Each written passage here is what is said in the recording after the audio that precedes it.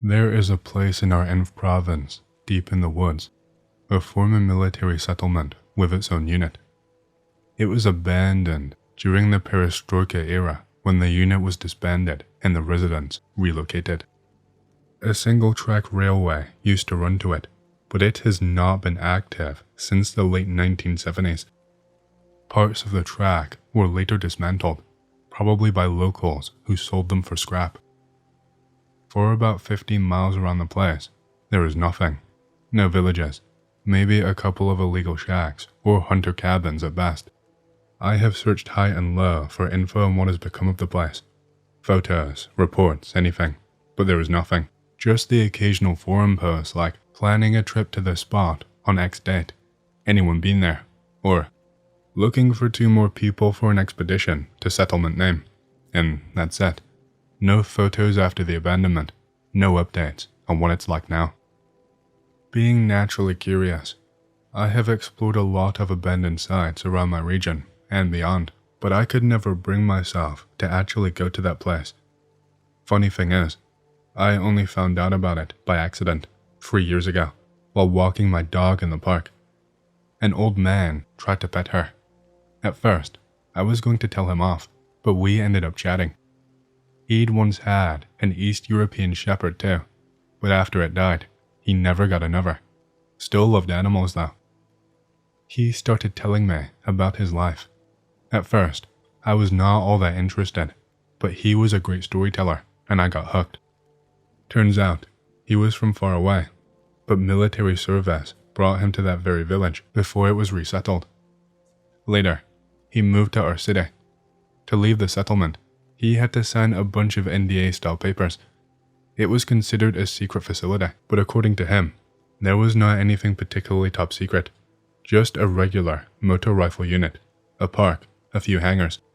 No missile silos or anything extreme. The only odd thing was a distant checkpoint where guys from the commandant's office stood guard. No one really talked to them, which was weird for such a small base. Rumors said there were underground bunkers or dungeons, but nobody took them seriously. That story stuck with me. I kept thinking, I should go there one day. And that is exactly what I did on a cloudy day in September. The weather was perfect, not hot and dry. I had not even planned the trip. Just woke up early and thought, why not? Had breakfast, packed food for 2 days for me and the dog, grabbed a box of ammo for the Makarich pistol, loaded up the old Neva I inherited from my dad, went back for my camera, and hit the road. It was just over 100 kilometers to the place. I was looking forward to walking through the ruins and spending the night by a fire in the woods.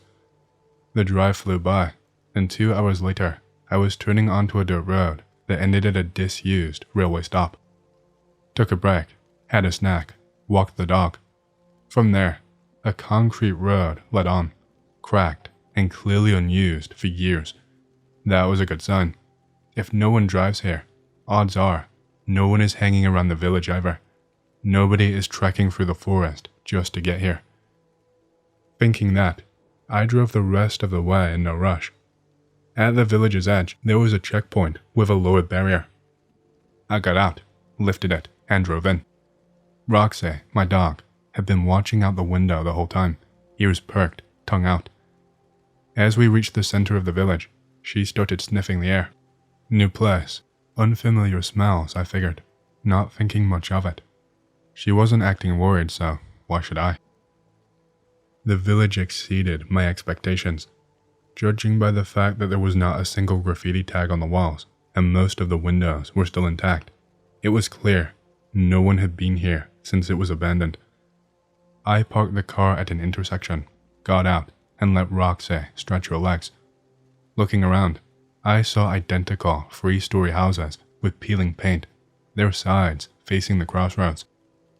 Roxy sat beside me, sniffing the air, but not as eagerly as before. She seemed to have gotten used to the local smells.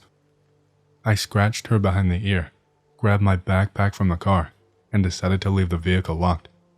Slamming the door shut, I tossed the keys into my jacket pocket, took out my camera, and snapped a few photos of the houses. I walked up to the nearest house, where the door was half open. Inside, the familiar musty scent of mold and decay filled the air, as is common in abandoned places. The layout of the house struck me as unusual. It had just one entrance, but it was large enough that you could fit 3 doors inside it. After a quick look around, I made my way upstairs to the 3rd floor. The long corridor ran the length of the building, with apartments on either side. At the far end, on the left, there was a balcony, and on the right, another apartment door. I decided to take some photos from the balcony first, before exploring the apartments. The view was nothing special. Run-down houses, a few trees, and a patch of forest behind the village. After snapping a couple of shots and petting Roxy, who sat beside me, I headed to the first apartment on the left. The door was locked, so after a brief pause, I decided to break in. Some of the other doors on the floor were open, but curiosity got the better of me, so I pushed the door. It was not very sturdy, and after a few attempts, it swung open. The air inside was thick with the smell of old, forgotten things. A small, empty hallway greeted me, with an old coat rack on the wall, a moth-eaten grey coat hanging from it. In the kitchen, a dirty gas stove set, dishes piled in the sink, and a greasy waffle towel draped over the countertop. I moved into the next room, where Roxy had already wandered, sniffing around a sideboard with a chipped vase. I took a few more pictures before moving on. I visited a couple more houses, going into open apartments that seemed interesting. In one of them, when I stepped out onto the balcony at the end, I noticed some other buildings through the trees. It dawned on me that these might be the barracks from the military unit, so I decided to check them out. I hopped back in the car and drove towards them. 5 minutes later, I stopped at a checkpoint with the gates wide open. There, I saw several 5-story barracks, a parade ground, and a few outbuildings. After turning off the car and letting Roxy out, I walked toward the nearest barracks. Inside, I flicked on my flashlight and began exploring. To the right was a door leading to a storage room filled with blankets, sheets, and all sorts of clutter. The air was thick with the smell of mold, dust, and dampness. Roxy sneezed a few times, gave me an expressive look, and headed towards the exit. A few minutes later, I followed her lead since the storage room did not offer much of interest. The 2nd floor appeared to be the headquarters, with tables and cabinets still holding old paperwork. The 3rd floor had living quarters, a supply room, recreation areas, and a tactical room. On the 4th floor, I found the same setup, but the bunks were gone, except for one where the beds were stacked up against the door like a barricade. I moved the beds aside, revealing a broken window with a view of the forest.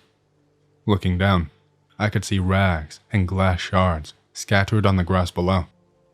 That is when I noticed Roxy was acting anxious, sniffing the air and pacing. Despite my attempts to calm her down, she seemed on edge. Leaving the bunk area, I headed toward a door at the end of the building, hidden from view when I first approached. I pushed the door open and discovered a narrow corridor leading to another door, a balcony at the end of the hall. Roxy became even more agitated. In the corridor, 2 doors faced each other.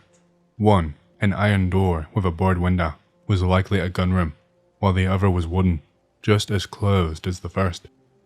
At that point, I no longer had the desire to explore further. Instead, I just wanted to get home, lie down in a hot bath, and sip cold beer. But before leaving, I decided to check out the balcony, take a few more photos, visit the 5th floor, and then head back. When I stepped out onto the balcony, I was struck by what I saw. Part of the railing was broken, and in the corner, there was a skull, still bearing scraps of skin and hair. A human skull. The sight sent a chill down my spine, and then Roxy's loud growl added to my shock. Suddenly, I heard a loud thud from somewhere above, coming from the 5th floor. Instinctively, I drew my traumatic pistol, chambered around, and scanned the area. With the skull and the strange sounds, I could not rule out the possibility of someone or something lurking nearby. I waved Roxy to follow me and quickly headed back into the corridor, eager to find the stairs and get out of this eerie village that, despite its silence, had instilled an unnatural fear in me. As I reached the stairs, the cause of my unease became clear. A man in a tattered dress uniform was slowly descending toward me. His uniform was in tatters, and he wore no cap. His right cheek was bare, the skin eaten away as if by necrosis. Without thinking, I fired a couple of rounds into his chest. He recoiled, but continued his descent, muttering something under his breath. Roxy barked furiously, pressing herself against the wall. Without wasting another second, I bolted up the stairs. Roxy, as always, was ahead of me. 10 seconds later, we burst out of the building, only to be met by an even greater shock. A crowd of creatures moving slowly toward us, much like the one I had seen earlier in the barracks. Luckily, the path to the car was clear, and the creatures were still some distance away. From the barracks, I could hear footsteps of something or someone moving slowly. I ran to the car, jumped in, and quickly let Roxy in before slamming the door shut. I turned the key in the ignition, and after 3 attempts, the engine roared to life. My heart was pounding as I slowly pulled away from the building, but as I began driving down the road, I noticed more of these creatures emerging from the trees, now blocking the road. I took a deep breath, accelerated, and sped past them. Once I reached the edge of the village, I slowed down, glancing behind me to see if they were following. I stopped the car without turning off the engine, stood for a few seconds, and then I heard it. A howl. It was long and mournful, filled with an indescribable sadness. The sound wrapped itself around me, and for a moment, I felt completely paralyzed by a wave of hopelessness and apathy. I almost wanted to just sit there and wait for whatever would happen next. The howl grew louder, and the creatures were closing in. But then Roxy's bark snapped me out of my stupor. I looked up and saw that the creatures were now about 50 meters away, beginning to encircle us. At that moment, all thoughts of mercy or curiosity about these creatures vanished. I jumped into the car, slammed the door, and floored the accelerator. I drove hard, racing through the village and onto the road leading out. The rain had begun to pour heavily, but the urgency of getting away from that place pushed me forward. I eventually stopped on the side of the road to catch my breath, snack, and give Roxy some food. She sat quietly, clearly as shaken by the experience as I was. It was getting darker, and the heavy rain made everything feel more oppressive. I decided it was better to push on, get home, and process everything I had seen in peace. After a long drive, I finally arrived home. I did not tell anyone about what happened. I feared they would think I was insane, and even if they believed me, I knew they would be hounding me to figure out how to get there. Despite my attempts, I could not find any real information about the place, only that the locals had mysteriously disappeared when the soldiers were stationed there. I never did find out why the village had been evacuated, but I suspect that whatever secrets the military lab there hides, I came face to face with them. And while I still have a burning curiosity about what truly happened there, I don't think I will ever go back. Some mysteries are best left unsolved. Yet, it is human nature to be drawn to the unknown, and part of me will always wonder what that lab concealed. Hey, I hope you've enjoyed the story so far. If you do and you want to hear more, please leave a like and subscribe to my channel, and leave a comment down below, as it lets the algorithm know that you like my content and it promotes it to more people. My goal for the channel is to hit 50,000 subscribers, and we're closing in fast, so thank you, and back to the stories. I live in a small town near the regional center, and like in many places like this, the non-elite youth tend to form a close-knit group where everyone knows everyone else. The group is a mix of troublemakers, idiots, and a few shut-ins who occasionally venture out of their houses, along with older guys who still reminisce about their punk rock days.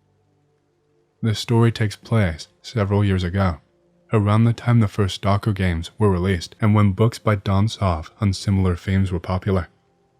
There was also a surge in exploring abandoned buildings, often accompanied by drinking.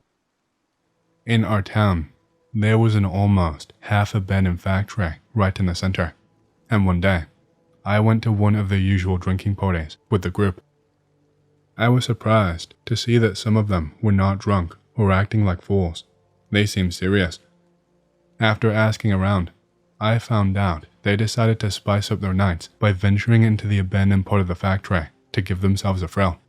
The company was a typical mix, a couple of unstable guys, one of them a wannabe artist with an attitude, the other straight out of an American movie, dumb, huge as a tank, and always carrying a bottle, a fat guy who rarely left his house and only knew how to drink and play on his computer, a jack of all trades who did not really excel at anything, and 4 girls, one of whom, the scariest one in my opinion, was dating a big, dumb metalhead at the time. We sat around for a while at our usual spot and then set off. Since we were all broke, we walked. Fortunately, it was not far. As we approached the factory, I started to feel uneasy. At 1 a.m., the dark silhouette of the factory loomed over the nearby houses. Suddenly, the whole area was lit up, casting sharp shadows that stretched forward like a shadow play, right up to the factory fence. Then we heard a loud noise, one that I can't really describe, and everyone froze in fear. But our nerves quickly settled when we turned around and saw a car pulling up.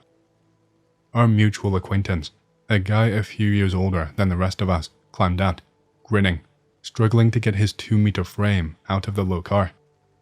He was one of those remember youth types, sporting shoulder-length hair, which had once been messy but was now neatly trimmed. It turns out he had been called by one of the idiots, and for some unknown reason, he and the fat guy were close friends.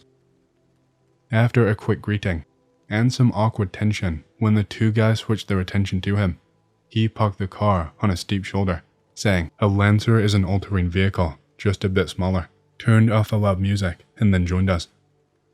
Once we reached the factory, we quickly found a hole in the fence. A slab had fallen out, large enough for even the fat guy to squeeze through.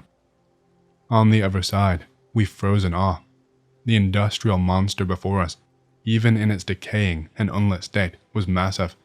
Giant workshops, cranes, pipes as thick as a person's body, steel towers with broken spotlights, and huge tanks lined the area, with asphalt shimmering like a trail of stars mixed with shards of glass.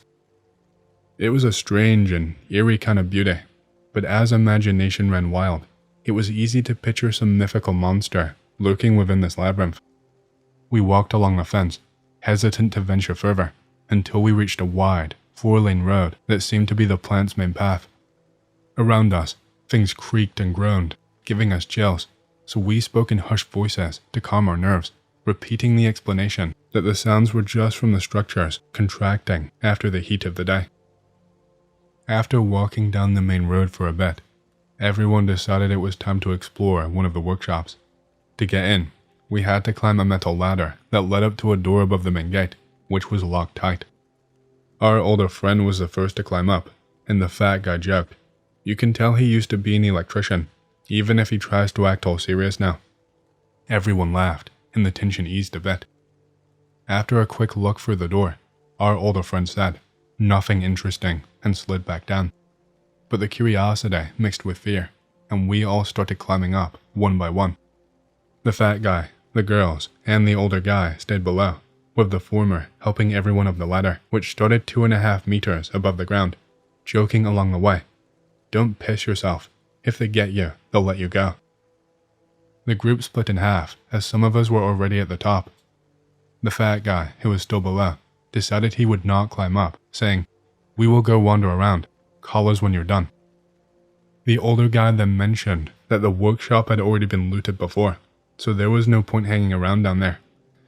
They left, and soon their footsteps faded, leaving just the sound of heels clicking as one of the girls, who was inexplicably wearing heels, moved with the rest of the group.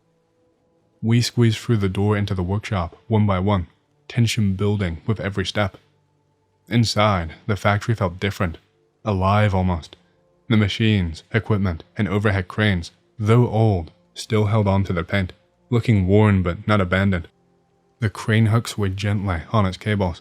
Later, I realized a draft could never move something that heavy. nearly 100 kilograms. We started to descend the stairs, one by one. Thankfully, these were not as steep as the ladder outside.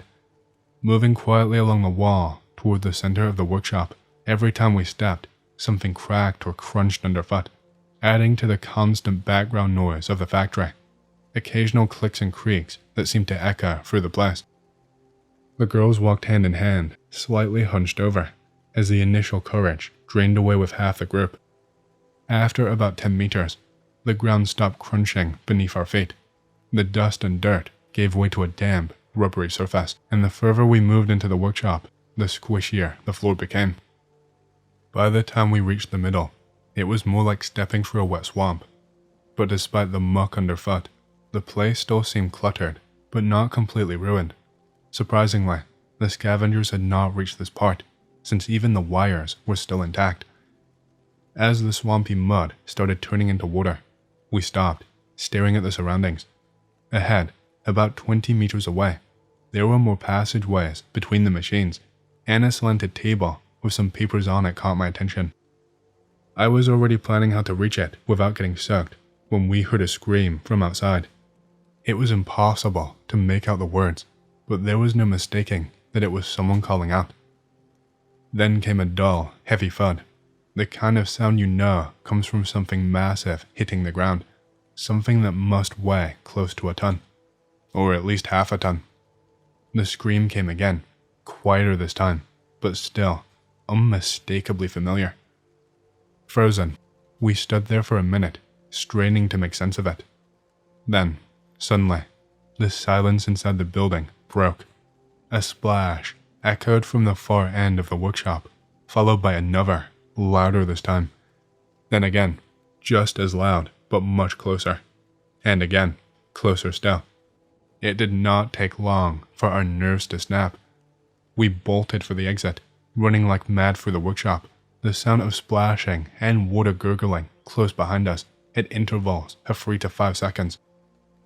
How we made it out of the workshop, through the hole in the fence, I cannot remember. I only started to gather my senses when I saw the road between the houses and the headlights of our friend's car. The hole, which had been our escape route, seemed to grow even smaller as the car suddenly shot out onto the road in reverse and zoomed toward us. But, noticing us, he slammed on the brakes as if hitting a wall, then rolled up to us backward. When they got out, I knew they had not just left the plant for no reason either. The girls looked pale, as if they had just woken up from a nightmare, huddling close to their boyfriends. The fat guy was panting heavily. Only our older, more composed friend was smiling, acting like everything was fine. He explained that while they were wandering the plant, they had spotted a huge, electric motor rotor on the flat roof of a workshop next door, probably hauled up there by someone trying to cut it for scrap. For the fun of it, they decided to roll it back into the workshop. After the rotor crashed down, there was a quick, metallic rustling. Cracking and creaking sounds filled the air. They hurried out of there before the whole place collapsed beneath them, afraid the noise would bring someone running. But even as he smiled, a hint of fear shone through. Something deeper than the fear of falling through a roof. It was the kind of fear you can't explain. A fear of what might be lurking beneath it all. The fat guy did not say a word the entire time.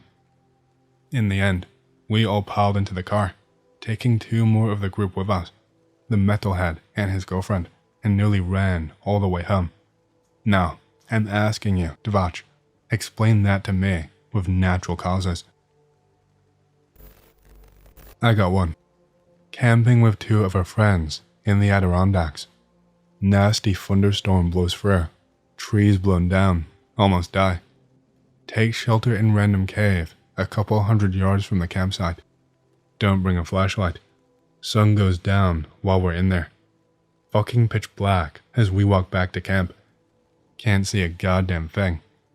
See other campers walk around with flashlights every once in a while.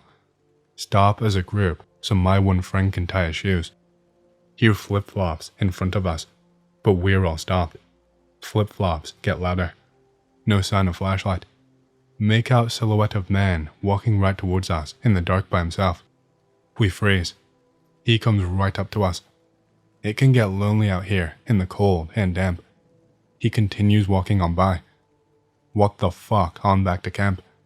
Then, later that night, I was kind of like OP's friend in his first post. Wake up for some reason. Light up phone to check the time. Friend suddenly and desperately whispers, "No, please, don't do that, please, don't do that, don't light that up." I now realize what woke me up. Hear definitive human footsteps walking around outside the tent, stopping every once in a while and fiddling with things. It keeps getting close to the tent and then backing off. We all lay in brick-shitting suspense. Footsteps eventually just stop and don't start back up again, ever. Don't even hear them leave. I don't claim that this story is entirely true, as I was only a witness once. We had a bad apartment. When the previous owners lived there, it was a real mess. There is a dark story connected to it, involving an attempted act of cannibalism, but I won't get into that. It's not a crime chronicle. In short, the apartment was home to a couple of alcoholics who did not work, and instead spent their time drinking themselves into oblivion with their equally alcoholic neighbors. Naturally, they had no food, so they resorted to stealing animals of all kinds. Cats, dogs, a goat from the garden, even pigeons, anything they could eat, anything at all, to drown out their bitter reality.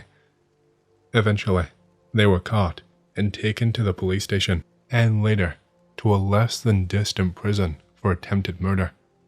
The apartment was sealed, and no one was willing to live there. Of course, they never properly cleaned the place. There was so much blood on the walls, it seemed almost unreal. All they did was clear out the bones and mop the floor. It was a mess. Now, my classmate lived just above this very apartment. We had been through many years of school together, so I often visited her. One afternoon, while we were hanging out in her room, we heard noises coming from below, the very apartment in question. It sounded like someone walking loudly. We turned off the music and listened intently. It was footsteps, heavy, as if the original owner was back. I suggested calling the police, thinking maybe some homeless people had broken in. My classmate just waved it off. She explained that strange noises had been coming from that apartment for a long time. Shuffling, steps, occasional knocks, and even whining. At first, she said she was scared, especially at night when the sounds were more pronounced. But after a while, she got used to it. So, a quick note, people can get used to anything. Now, about spiritualism, we could not resist. This happened when I was about 13. A boy, around 15, had been in a fatal accident on our road to the neighboring village. He did not notice a truck coming around the corner, and its rattling engine drowned out the sound of the approaching vehicle. He was struck and killed instantly. His head was crushed, and he was buried in a closed coffin. Many of my friends knew him, and they asked me if we could try to contact him one last time. So, we decided to give it a shot. We made a makeshift spirit board, used a coin as a pendulum, and gathered around. We went to an old, closed-iron garage to try contacting him. We called out to him, and it seemed like the spirit answered. I won't describe what happened. You are probably thinking one of us moved the coin, but that is beside the point. We all cried, reminisced, and asked what we should tell his girlfriend. Just as we were about to end the session, one girl, who had been very skeptical about the whole thing, asked the spirit to show its presence. That is when things took a turn. First, there was a loud crash on the iron roof that made us all jump. Then, the candle we had lit went out with a hissing crackle and rolled across the floor. Suddenly, a child's toy car, one of those old ones children used to sit in and drive with their feet, started moving all on its own. We all bolted, rushing toward the door. The garage owner's hands were shaking so badly he could barely open the bolt, and the girls standing behind us were all screaming.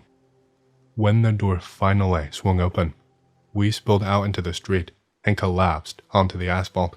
None of us dared ask for anything else at all. A few of us brave souls went back to the garage to finish the ritual and send the spirit back to where it belonged. It turned out that we had unknowingly called him for 40 days, something that is generally not done. That is all for now. If things go well, I can share another story that blends crime and the paranormal. Our neighborhood is rich in both, after all.